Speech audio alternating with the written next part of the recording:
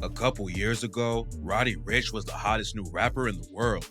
So how did he go from racking up billions of streams to getting clowned after every new drop? Today we're breaking down the story behind his shocking downfall.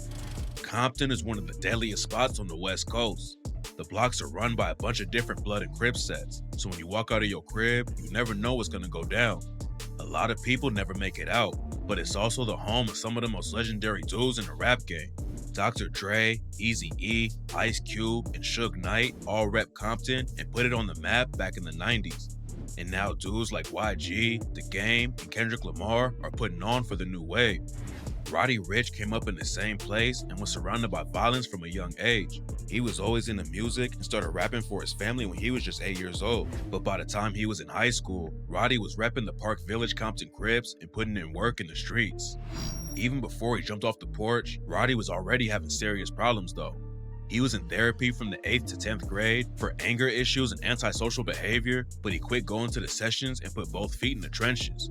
He told Rolling Stone that the first time he hit a lick with some other Crips, they tested him to make sure he wasn't rolling with them to get a bag without putting in any work. They pulled up to a spot to rob, and Roddy hopped right out and smashed the window with a rock to prove he was really about it. After that, he started kicking. Nothing. I'm already about that, you know what I'm saying? You want to do a backflip off the bitch right quick? I got you. You want to do anything crazy? I got you. Kicking indoors and moving weight. Eventually, his mom found out and kicked Roddy out of the house. And after that, he just went deeper into the street life. It wasn't a game though, and on the night he got kicked out, Roddy was walking down the block and saw a street corner that was totally covered in blood.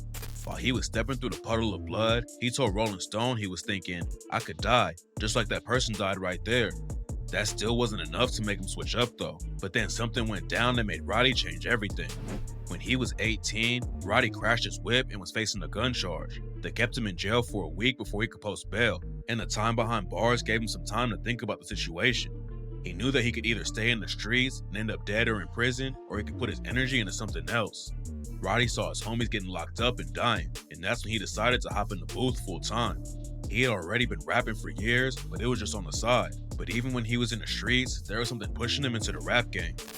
Back in the day, Roddy always went to church with his mom in Compton, and it turned out that Kendrick Lamar and his family went to the same one. When Roddy was around 12, Kendrick was just getting started and hadn't blown up yet, but already had a buzz in the city. Roddy spit a freestyle for him one day at church, and Kendrick told Roddy that he was going to be something special. After he spent that week in jail, Roddy hopped in the booth and started laying down tracks for his debut mixtape, Feed the Streets. He had a totally different style from everyone else on the West Coast, and Roddy said spending time in Chicago and Atlanta helped create his own lane. When Feed the Streets came out in 2017, Roddy's name was buzzing off tracks like Hood Rich and Fuck It Up, and not before long, huge artists like Meek Mill and Nipsey Hussle were reaching out. Roddy knew he had to keep the momentum up, so he dropped another tape a few months later, and Nipsey Hussle featured him in front of a massive crowd at one of his shows in LA. Roddy had only been in the game for a few months, but he was already starting to pop off. Then in July 2018, Roddy Ricch put out the song that changed everything for him. On the same day that XXXTentacion was tragically shot and killed, Roddy hit the studio and recorded the track Die Young. Die Young Well, when something bad happens, something good happens, unfortunately. popped off and ran crazy numbers up on YouTube and Spotify. It was the biggest win of his career so far, but at the same time, Roddy was dealing with another tragic loss. While he was building his buzz in the rap game, Roddy's best friend was locked up and couldn't celebrate any of the success with him. His friend finally got out and came to the Die Young release party, and it looked like Roddy was going to be able to get his homie out of the streets too, but then just 4 weeks later, he was killed during a high-speed chase.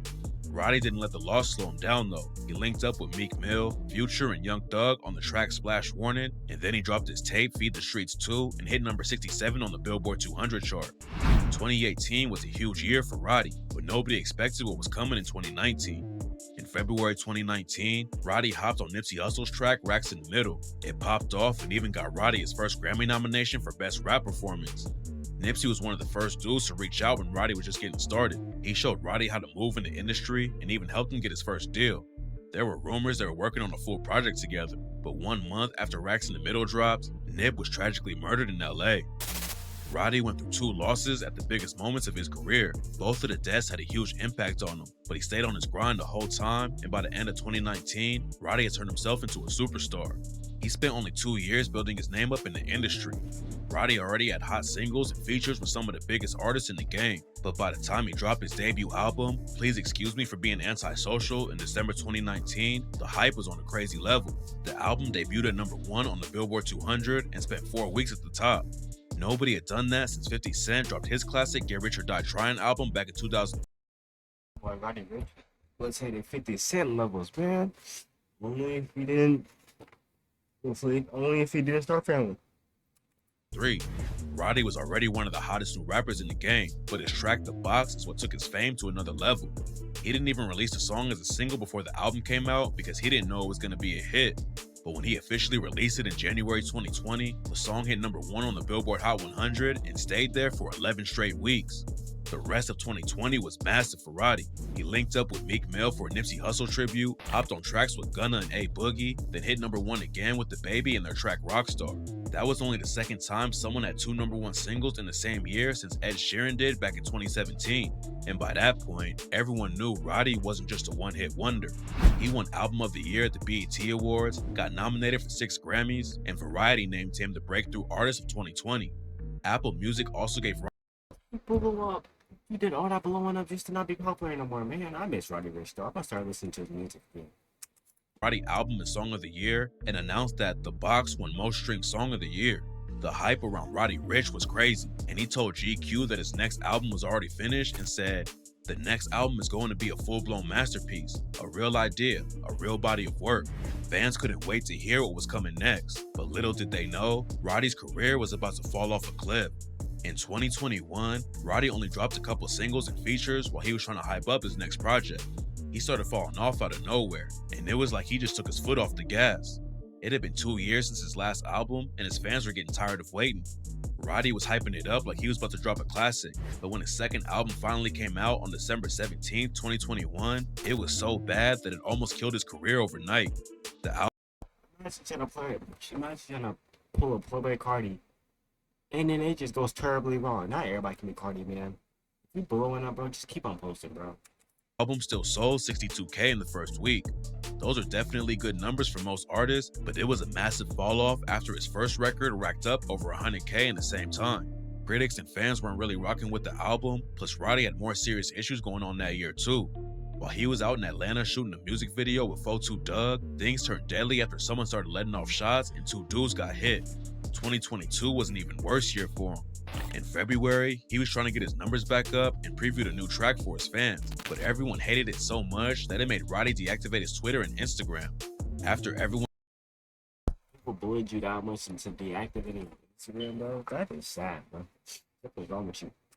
started clowning him over the snippet, Roddy posted a peace sign on IG and said, "Guess I'm a flop now. Shit crazy." All of the negativity was getting to him, and Roddy ended up taking it out on the paparazzi. A dude spotted Roddy on the street, loaded boxes into his whip, and started filming and trying to talk to him. Roddy's security stepped in to make the dude back off, but when he went back across the street, Roddy walked up and pressed the paparazzi over it. He told the cameraman to turn it off so he could talk to him like a man, but when the dude refused, Roddy got heated and just walked off. Roddy already had a lot of drama going on, and then it got even worse after a singer named Greg Perry filed a lawsuit against Roddy over his biggest hit. According to the lawsuit, Roddy stole the chords from his track Come On Down and used them for The Box. Roddy isn't the first dude who allegedly used the track. Young Jeezy sampled it back in 2008 and gave up 60% of the royalties to Perry. And Yo Gotti used the same song for his track I Remember in 2016. It looks like the suit is still going on, but if the situation goes left for Roddy, it could put a huge dent in his pockets. The Box is his biggest hit record to date, so getting the royalties taken away would be a massive loss. It's not clear if the lawsuit will hurt his bank account yet, but Roddy already lost a big bag in 2022. He was supposed to perform a huge show at the Governor's Ball in New York, but when he pulled up to the spot, a security guard allegedly saw Roddy trying to hide a gun in his whip. The guard got the cops involved, and Roddy got booked on weapons charges. It's like the guard done snitched on you. You screwed, dude. Guard snitching on you, you screwed. right before he was about to hit the stage. According to reports, Roddy gets paid around $500,000 for a show, so getting locked up like that was a huge loss. What made the situation even worse is that the case got dropped the very next morning, so Roddy missed out on $500K over nothing. And that night, he went to Summer Jam and said,